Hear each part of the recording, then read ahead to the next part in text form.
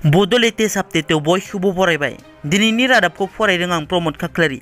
गिबि निउस दङ। फैगौ 1 मे थामहिनबा बड'फानि रुंसारि सानखौ BKWSC नि सिङाव गोग्लैनाय बर' गामिनि नखरफ्रोमखौबो मोनाबिलि समाव आलारि बाथि फोजोंनानै खौसेथि आरो गोजोननि आनान गसाइनि सेराव आरज गाबनायनि गेजेरजों फालिहोनो थाखाय BKWSC नि गाहाय मिहिनीश्वर बसुमतारी बिथाङा हांख्रायनायनि गेजेरजों बयनिसिमबो खावलायहरो। क'क्राझाराव फिन इनकाउन्टार। क'क्राझार जिल्लानि गसाइगाव महकुमानि सिङाव थानाय श्रीरामपुर गेटआव क'क्राझार पुलिस बिफाना सिग्रोमनायाव गोबां बिबांनि ड्राग्स बोखांनो हायो। ड्राग्सजों लोगोसे ड्राग्स फालांगि महनलाल चौधुरीखौ हमनो हादों। ड्राग्स फालांगि महनलाल चौधुरीया खारखोमानो नाजानायाव पुलिसा गुलि गावनो गोनां जायो। पुलिसनि गलियाव जोखोम जानाय गान्जा फालांगि महनलाल चौधुरीखौ क'क्राझार सिभिल हस्पिटालाव थिसननाय जायो। मिथिनो मोननाय बादिब्ला मणिपुरनिफ्राय राजस्थान फारसे लांनो नाजानाय समावनो क'क्राझार पुलिसा श्रीरामपुराव हमनो हायो। बोखांनो हानाय गान्जानि बेसेना 20 कोटि जागोन होनना क'क्राझार पुलिस बिबानगिरिया फोरमायो।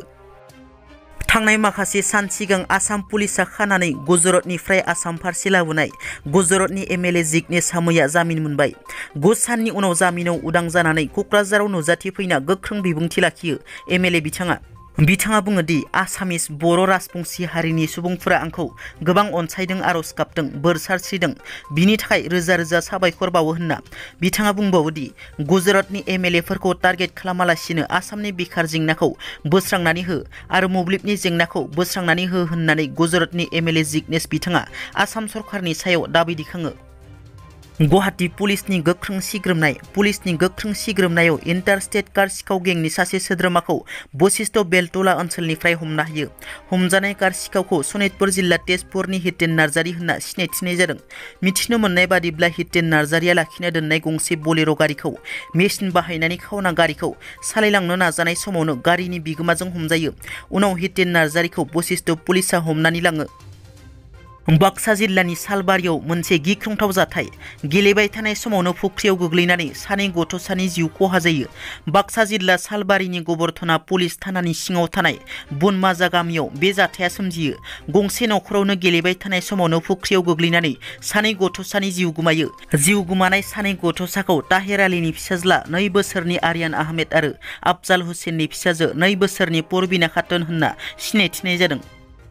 बर' सावथुन नायनो मोजां मोनगिरि बिथांमोननि थाखाय मोनसे मोजां खौरां।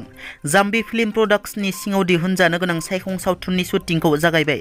सायखं सावथुननि शुटिंखौ सनितपुर जिल्लानि माइनावस्रियाव जागायजेनो। मख'नो गोनांदि बे सावथुना बर' समाजाव जाफ्लेबाय थानाय जाथायनि सायाव जागोन।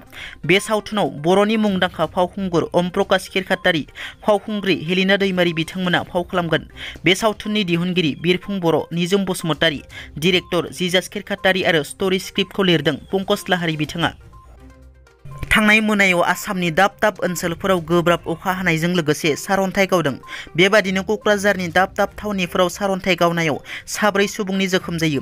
क'क्राझार जिल्ला सेरफांगुरि पुलिस थानानि सिङाव थानाय महेन्द्रपुर आरो आथियाबारियाव सारअन्थाइ गावनायनि जाहोनाव 4 सुबुंफोरा जोखोम जायो। जोखोम जानाय 4 सुबुंफोरखौ क'क्राझार RNB सिभिल देहा फाहामसालियाव थिसननाय जायो। जोखोम जानाय सुबुंफोरखौ इफ्तार खार्टुन, रिंगा बसुमतारी, सार्जिमा बिबि, बरखा सोरेन होनना सिनायथिनाय जादों। दिनैनि रादाबा एसेनोसै। नोंथांमोना जुदि आंनि चेनेलखौ दासिमबो साबस्क्राइब खालामाखै, अन्नानै साबस्क्राइब खालाम। गोजोन्थों।